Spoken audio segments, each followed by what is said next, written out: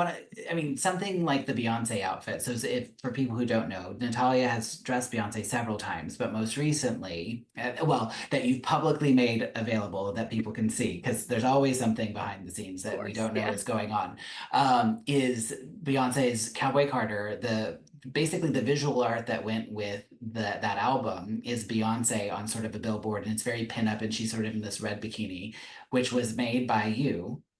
Yeah. And like it is the image of the album essentially. So like how like I know that you've worked with her for years, but it came together really quickly. So tell us briefly like that story. Well, that's what's so wild about it. You know, I've worked with Beyonce and a series of her main stylists because now we've been working together since Lemonade, which was 2016. And it's such about relationships because the Cowboy Carter and Renaissance albums were just such huge endeavors that there were several styling teams involved. There was a head stylist, Marnie, Mhm. overseeing all of them.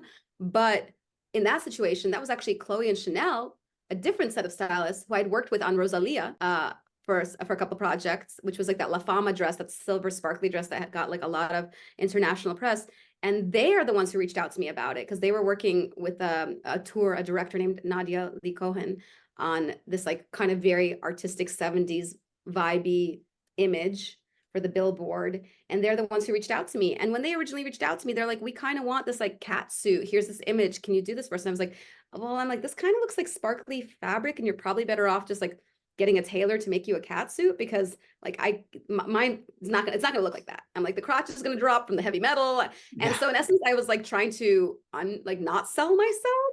And then like the next day they're like, no, but we really want you to do it. Like, can you, like, what would you do? And I was like, well, I would do chaps because then there's no crotch and then you don't have to worry about like the weight of the metal sagging in the crotch in a weird way. And I think you're giving me like 48 hours. I'm like, I think I could do a bikini in that time, you know? So it was this like collaborative effort of these stylists really believing in me and having worked with me in the past and seeing how well that had worked out to them. This was their first time working with Beyonce, and then being like, we really want to do this with you, and then pushing me to be like, okay, I'll do it.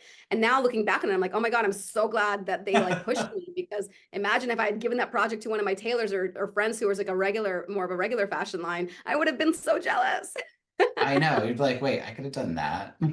Right. So that was an unusual story. That's not how it happens most of the time, but in that situation, it was a different set of relationships that I had built through different celebrities over the years.